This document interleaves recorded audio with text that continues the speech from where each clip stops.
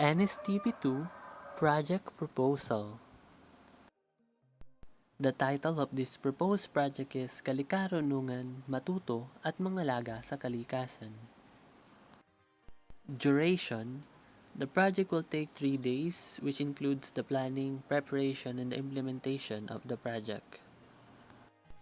The proponent of this project is yours truly, Francis Dominic Corona, taking the subject Nstp 2, studying BS Ed major in Filipino on Mindoro State University, Calapan campus. The next one is the budgetary requirements. The accumulated budget cost for the Kalikarunungan Matuto at Mangalaga sa Kalikasan project was 500 pesos and overall for the materials and other expenses.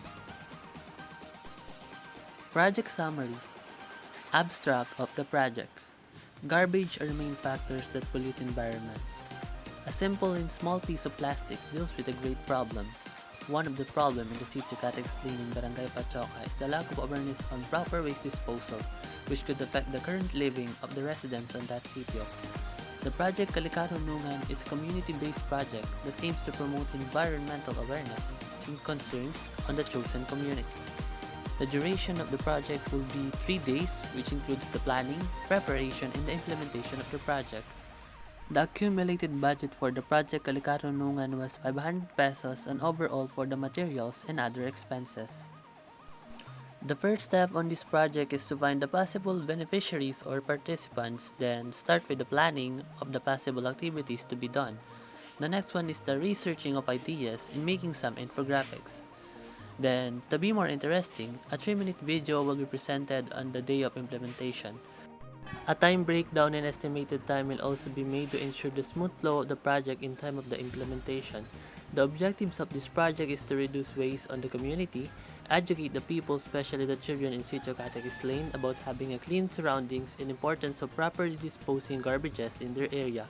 It is also enlighten the people in that area in the importance of maintaining and conserving our environmental areas, especially in their location. Lastly, it encourages the community to take action and save our environment and maintain the cleanliness in their area. Next one is the project background. The main idea of this project is to give priority to proper waste management through educating people in a certain area about the importance of implementing a proper waste management.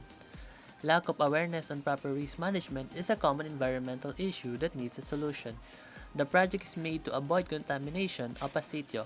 It is not intended only for personal purposes but for the benefit of the families living there because improper dumping of garbages pose a serious risk to the health of the people and the environment. In order to reduce the amount of waste in the landfill, it is best to implement an awareness activity on proper waste management. The idea originated from the proponent's observation that even though there are so many garbage dumps along the sitio and even in their houses, the proper method of garbage disposal or segregation is still not followed. Usually, they only throw their garbages on unoccupied lots, then sometimes they do throw it in the trash cans but not following the proper segregation. They forget to separate the plastic to the one that decomposes and the one that can be recycled. They put it on the same garbage bin. These issues within the residents who are undisciplined. Either they are unconcerned about their surroundings or they are simply just lazy. Even many residents here obey the garbage disposal policy, there are still others who throw their rubbish anywhere. Such scenarios cause to have blockage of the canals and cause constant flooding in the street. The project was developed and matured as a plan because of the passion and eagerness of the proponent to change the wrong way of disposing of garbages by the residents in their sitio. This will contribute to the enhancement of proper garbage disposal. Not only the people living here are affected, but also the environment due to the disposal of garbage in areas that shouldn't be placed for disposing. The project was developed to provide knowledge to the people living in that sitio about the importance of proper waste disposal in a right way. It is also a way for them to be aware that we are not only being affected but also the environment. This project has matured to be the beginning of a change that will continue and if this project becomes successful and can be remembered by people. Project Objectives. General Objectives. 1. To educate people, especially children in the Sitio Catequist Lane about having a clean surroundings and importance of properly disposing garbages in their area. Number 2 is to enlighten the people in that area to the importance of maintaining and conserving our environment, especially in their location. Number 3 is to protect people's health and well-being by separating garbages and proper disposal. Specific objectives: 1. To reduce waste. 2. To have a clean and healthy environment in Sitio Catex Lane. 3 is to promote executing of proper waste management on that sitio. The next one is the methodology. With the implementation of Kalikarunungan Matuto at Mangalaga sa Kalikasan project, there are certain strategies that needs to be monitored. Number 1 is the planning. As a proponent, brainstorming is the first thing to do. It is a proponent's responsibility to make sure that the project would have been an impact on the residents so that they would benefit. Where to get funds to be used is considered as well. Without proper planning, the project itself won't be feasible. Number 2 is coordination with the people in the chosen area. We should always coordinate with the people on that area to ensure that the schedule of implementation will not interrupt the personal schedule of the attendees, because if that happens, the implementation will be ruined and the project will be useless. Number 3 is the implementation of the project.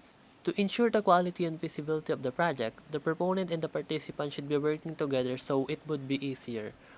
Proper explaining and exchanging of suggestions should be observed as always, and the attention of the participants should be always on the discussion.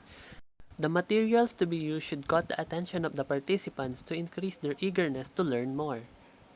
In this part, we can see the project approach summary, the phase 1, the beginning of the project, phase 2, developing of the project, and the phase 3, concluding the project.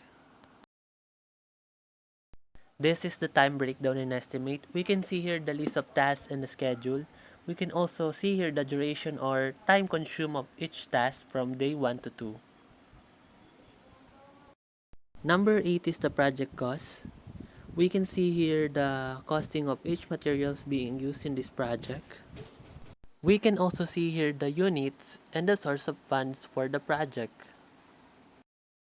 Number 9, conclusion. In this part, we can see the conclusions being obtained from the proposed project. These are some images taken as a proof on why the proponent have chosen this project. Even though the garbages are regularly collected and there are so many trash cans on the area, these scenarios always happens. We can see garbages on inappropriate areas.